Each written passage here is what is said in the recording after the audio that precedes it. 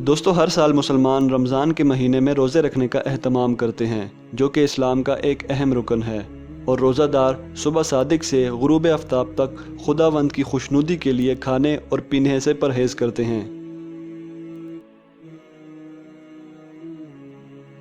روزہ مسلمانوں کے لیے عبادت تو ہے ہی، لیکن اس کے ساتھ ساتھ یہ انسانی جسم پر بے شمار کرشماتی اثرات کا ذریعہ بھی ہے۔ 30 دن لگاتار روزے رکھنا انسانی صحت کے لیے بے شمار فوائد کا باعث بنتا ہے، لیکن روزہ دار ان فوائد سے کتنا مستفید ہوتا ہے، اس کا انحصار اس بات پر ہے کہ روزہ دار خود کو افطار کے دوران اوور ایٹنگ سے بچائے اور صحت بخش خوراک کو اپنی ڈائٹ کا حصہ بنائے۔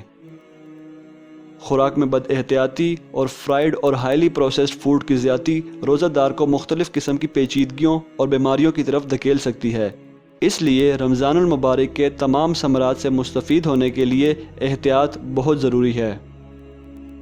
خوراک میں تھوڑی سی بد احتیاطی آپ کو ماہ صیام کی قیمتی گھڑیوں میں عبادات اور صوم و صلات سے محروم کر سکتی ہے۔ اس لیے خوراک کے ساتھ ساتھ زیادہ سے زیادہ پانی پینا اور چائے اور کافی وغیرہ سے پرہیز کرنا بہت ضروری ہے، کیونکہ ان چیزوں سے آپ ڈی ہائیڈریشن کا شکار ہو سکتے ہیں۔ خوراک کے ساتھ ساتھ نیند کا پورا ہونا بھی بہت ضروری ہے۔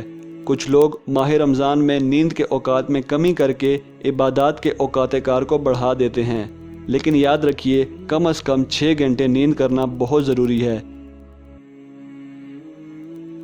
نیند کی کمی آپ کو لیزی اور لیس پروڈکٹیو بنا سکتی ہے، جو کہ عبادات میں خلل کا باعث بن سکتا ہے۔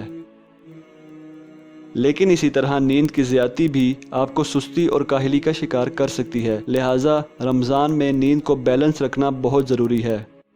اب بات کرتے ہیں کچھ بینیفٹس آف فاسٹنگ کے، اور یہ دیکھتے ہیں کہ روزہ رکھنے سے ہمارے جسم میں کیا مثبت تبدیلیاں رونما ہوتی ہیں اور کون سے ایسے فوائد ہیں جو کہ عام حالات میں حاصل نہیں کیے جا سکتے۔ روزہ ہمارے جسم میں 4 مختلف سٹیجز میں مختلف تبدیلیاں رونما کرتا ہے۔ سٹیج 1، روزہ دار جب روزہ رکھتا ہے تو پہلے چند دنوں کے روزے اس کے جسم میں موجود ہائی بلڈ پریشر اور شوگر لیول کو کم کر دیتے ہیں اور جسم میں کلینزنگ کا عمل شروع ہو جاتا ہے۔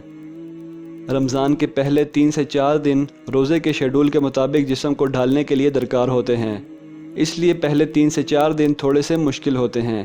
ان میں روزہ دار کو سر درد، سر چکرانا اور مختلف قسم کی شکایات ہو سکتی ہیں۔ سٹیج 2، کچھ دن بعد ہماری باڈی روزہ کے شیڈول کے مطابق ہم آہنگ ہو جاتی ہے اور ہمارا ڈائجسٹو سسٹم ریسٹ پوزیشن میں جانے کے قابل ہو جاتا ہے، اور اب ڈائجسٹو سسٹم کلینزنگ کے عمل پر فوکس کرنا شروع کر دیتا ہے اور جسم میں پائے جانے والی توڑ پھوڑ کی مرمت کا کام شروع ہو جاتا ہے، کیونکہ اس وقت تک ہمارے وائٹ بلڈ سیلز کافی طاقتور ہو چکے ہوتے ہیں اور اسی دوران آرگنز کی ریپیئر کا کام بھی شروع ہو جاتا ہے۔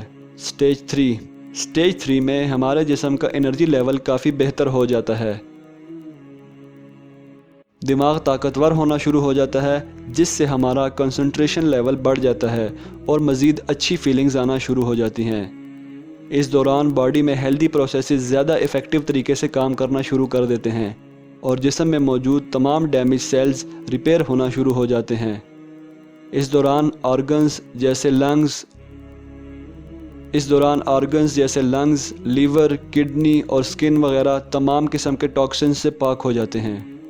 سٹیج 4، آخری 10 دنوں میں ہمارا جسم رمضان کے شیڈول سے مکمل طور پر ہم آہنگ ہو چکا ہوتا ہے اور ہماری باڈی اب مزید انرجیٹک ہو چکی ہوتی ہے اور میموری بھی زیادہ بہتر طریقے سے کام کر رہی ہوتی ہے۔ اس سٹیج میں آرگنز اپنی ہیلنگ کا کام تقریباً مکمل کر چکے ہوتے ہیں، تمام قسم کے ٹاکسنز کا مکمل خاتمہ ہو چکا ہوتا ہے اور باڈی اب میکسیمم کیپیسٹی پر کام کر رہی ہوتی ہے۔ یہ تمام روزے کے جسمانی فوائد ہیں جو کہ ایک روزہ دار کو ملتے ہیں، لیکن اس کے علاوہ اسپرچول یعنی روحانی فوائد بھی ہیں جو کہ ان سے بہت زیادہ ہیں اور ان کو شمار کرنا تقریباً ناممکن ہے۔ اللہ تعالی ہم سب مسلمانوں کو روزے رکھنے اور اس ماہ رمضان کی قدر کرنے کی توفیق عطا فرمائے اور اس دوران کی جانے والی عبادات کو قبول فرمائے۔ دوستو، اگر ویڈیو آپ کو اچھی لگی ہو تو اسے لائک کیجئے اور اپنی رائے کا اظہار بھی کیجئے، اور چینل کو سبسکرائب کر کے بیل آئیکن بھی دبا لیجئے تاکہ ہمارے آنے والی نئی ویڈیوز کو آپ ایزیلی ایکسیس کر سکیں۔ میں تھا حارث خان اور آپ دیکھ رہے تھے ہارپی حارث۔ میں ملوں گا آپ سے ایک نئی اور انٹرسٹنگ ویڈیو کے ساتھ، تب تک کے لیے اپنا بہت سارا خیال رکھیے۔ اللہ حافظ۔